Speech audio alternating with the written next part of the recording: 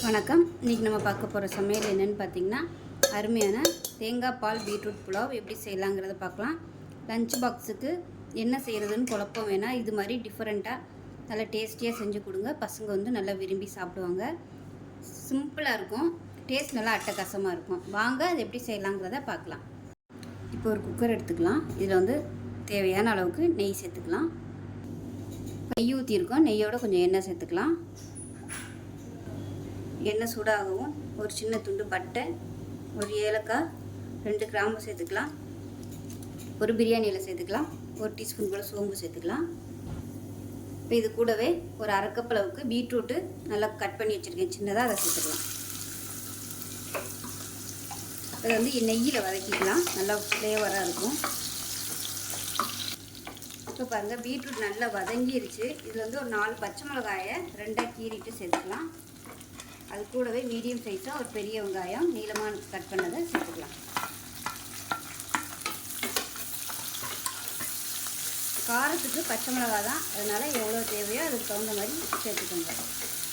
ரொம்ப பொடியாக கட் பண்ணோம்னா சாதத்தோடு குழஞ்சிடும். பசங்களுக்கு கொடுக்கையில் சாதத்தோட கடிவிடும், காரம் அதிகமாக இருக்குது. அதனால் இந்த மாதிரி பெருசாக போட்டிங்கன்னா லஞ்ச் பாக்ஸ் எடுத்து வைக்கல தனியாக எடுத்து வச்சிடலாம். பச்சை மிளகாய் காரமும் சாதத்தில் இறங்கிடும், எடுத்து நம்ம வைக்கிறதுக்கு ஈஸியாக இருக்கும். இப்போ தேவையான உப்பு சேர்த்துக்கலாம். இப்போ வெங்காயம் நல்லா வதங்கிடுச்சு. ஒரு டீஸ்பூன் போல் இஞ்சி பூண்டு பேஸ்ட்டு சேர்த்துக்கலாம். இப்போ பாருங்கள், பீட்ரூட் நல்லா வதங்கிடுச்சு. நான் வந்து இந்த டம்ளரில் தான் 1 டம்ளர் அளவுக்கு அரிசி எடுத்திருக்கேன். 1 டம்ளருக்கு 2 டம்ளர் தண்ணி வைக்கணும். 1 டம்ளருக்கு வந்து தேங்காய் பால் சேர்த்துக்கலாம். மீதி 1 டம்ளருக்கு தண்ணி சேர்த்துக்கலாம். இது வந்து கொஞ்சம் கொதிக்கட்டும்.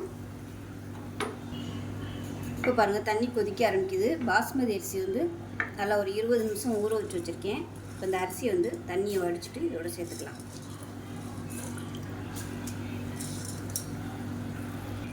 இப்போ இதில் உப்பு கம்மியாக இருக்குது. கொஞ்சமாக உப்பு சேர்த்துட்டு கலந்து விட்டுட்டு மூடி வச்சிடலாம். குக்கரை மூடிட்டு நல்லா ஒரு 2 விசில் விட்டுட்டு ஸ்டீம் நல்லா இறங்கினதுக்கப்புறம் பார்க்கலாம். இப்போ விசில் விட்டு ஸ்டீம்லாம் போயிடுச்சு. இருக்குன்னு பார்க்கலாம். பாருங்கள், சூப்பராக வந்துடுச்சு. நல்ல வாசனையாக இருக்குது. பாருங்க, சாதம் நல்லா அருமையாக உதிரி உதிரியாக வந்துடுச்சு. ஆறுச்சுன்னா இன்னும் சூப்பராக இருக்கும்.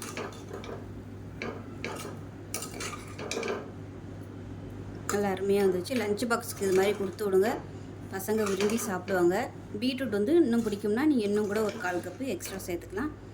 ஸோ செஞ்சு பாருங்கள். செஞ்சு பார்த்துட்டு எப்படி இருந்துச்சுங்கிறத சொல்லுங்கள். வீடியோ பிடிச்சிச்சின்னா லைக் பண்ணுங்கள், கமெண்ட் பண்ணுங்கள், சேனலை சப்ஸ்கிரைப் பண்ணுங்கள், பக்கத்தில் பெல் பட்டனை ப்ரெஸ் பண்ணுங்கள். நன்றி.